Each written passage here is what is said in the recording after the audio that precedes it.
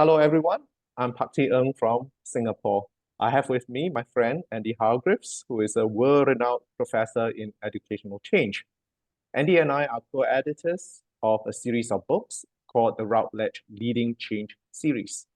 Authors in this series include Michael Fullan, Dennis Shirley, and me. Now, I'm full of joy in saying that Andy's own book in the series has recently been published.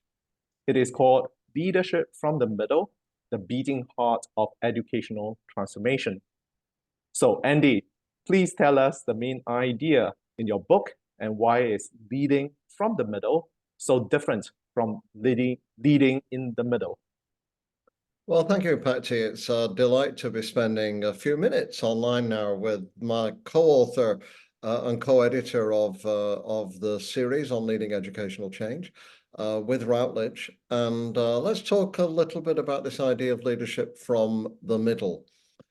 Leadership from the middle is really an idea and a strategy that applies to schools and groups of schools facing one of two kinds of circumstances. One is ideas and initiatives and changes that are really important, but that are too complicated to be managed in detail from the top. So examples would be inclusion, for example, and all the different responses to inclusion.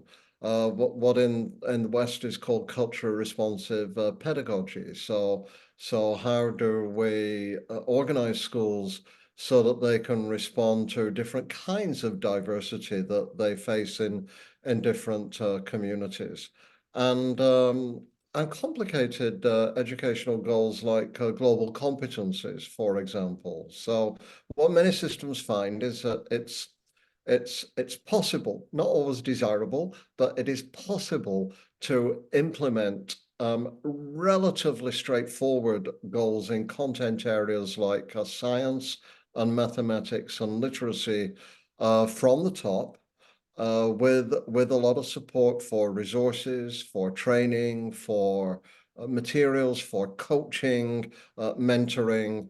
But the more complicated the goals get, the more difficult it is to drive things from the top.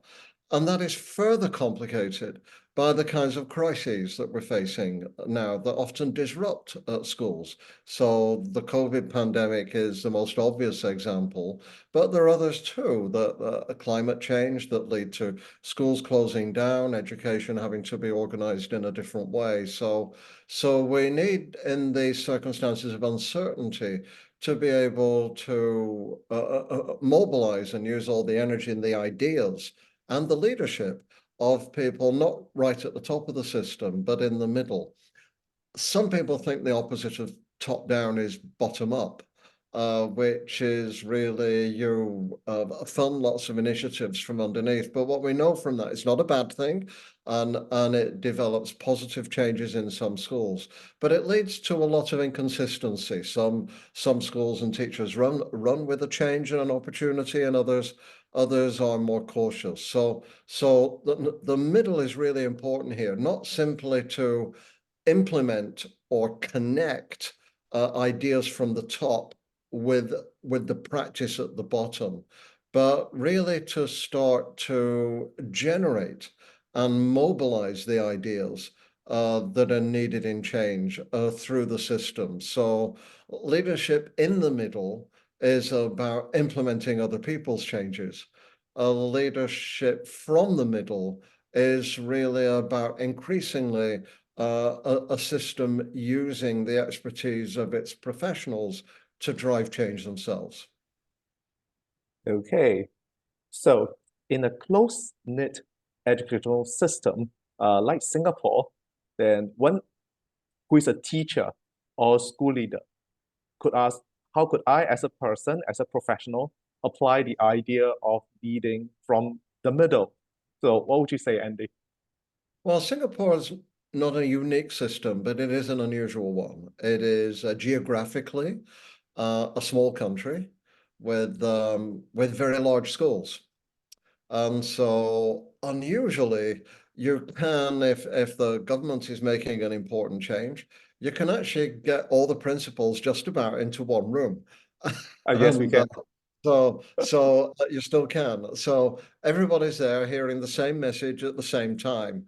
And so you have an odd combination of a policy that's really with consultation, which is determined at the top by the minister and the ministry, and then you have, if you like, inspiration and commitment and engagement of everybody in the system at a one-stop meeting. And Singapore goes well with ideas of duty and faithfulness and honor. And so, in general, when the country decides it's going one way rather than another,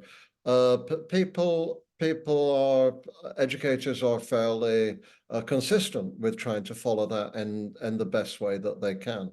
But it is still true, even in Singapore, that there are unexpected changes like pandemics or climate change, or that can lead to disruption within the schools. And Singapore, like the rest of the world, is thinking about these aspects of education that are more difficult than, more complicated than literacy, mathematics, and science, such as well-being, such as inclusion, such as innovation and global competencies. And so that's when we have to think about, even in Singapore, how we get people together to work in the middle to bring about the changes and the responses that need to be brought about. So the question then is, what is the middle in Singapore? And the answer would be two things, probably. We found, our colleague Jess Whitley and I, in the province of Nova Scotia, that the best predictor of inclusion, and inclusion doesn't mean a separate school for children with disabilities, it means a range of children within your own school, of all kinds of identities as well as abilities. The best predictor of successful inclusion is how well principals collaborate with other principals across their schools. So the answers are less certain than they are with, say, Singapore math, and practitioners turn to each other for assistance to get help and advice, rather than necessarily always looking upwards for help, advice, and direction. So schools encouraging and allowing schools to work with schools without the results of that always quickly going to people at the top, I think, is important. In networks that I run, for example, a network of 41 schools across Canada funded by the Lego Foundation to support play-based learning for vulnerable students. The best moments I have in that network are as the leader, when I go to a meeting of a group of schools and I hear about things that I didn't know had been happening over the last few months, in how the schools are connected with each other or what they've done themselves. And so a good network is where the person at the top, it isn't managing every second and every step of the process. So it's really an encouragement to Singapore, which already has lots of networks, to think about a bit more freedom and a bit more surprise in those networks for the people who are running them. I think the other thing is, in very large schools, of course, the one main area of the middle is within the school. It's the teachers and the teacher leaders within the school. So everything I've said about what happens between schools also applies to what happens within the school. How does a principal create a community where teachers can, in these very large institutions, can collaborate and innovate with each other? And the principal doesn't necessarily know every day or every week exactly what's been happening in those classrooms. Thank you, Andy. I'm quite sure my colleagues in Singapore will find your views refreshing and things to think about. So, with your book in the series now published, where do you think the book series that you and I edit is going? Well, I have the privilege, Pak Tee, of being with my co-editor here. So perhaps what I could do is throw that right back and say, well, fellow co-editor, where do you think the series is going now and should be going? Well, I hope that yeah, many other thinkers in the field of educational change will join us in this book series and share their ideas with the rest of the world.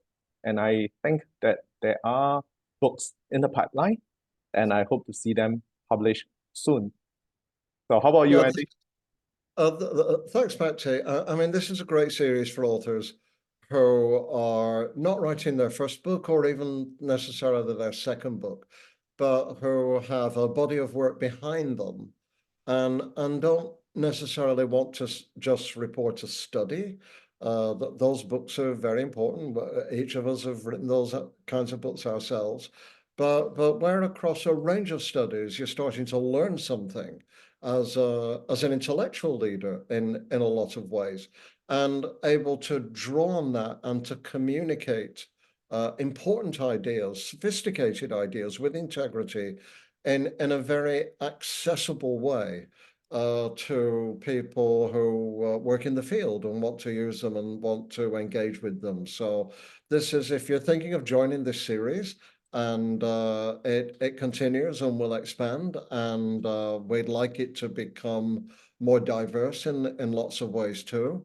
That if you're thinking of being an author for this series and you've written a couple of books and are ready to make a big statement about a big idea, drawing on what you know, then this is the series for you. Okay, thank you, Andy, and thank you everyone watching the video. See you then.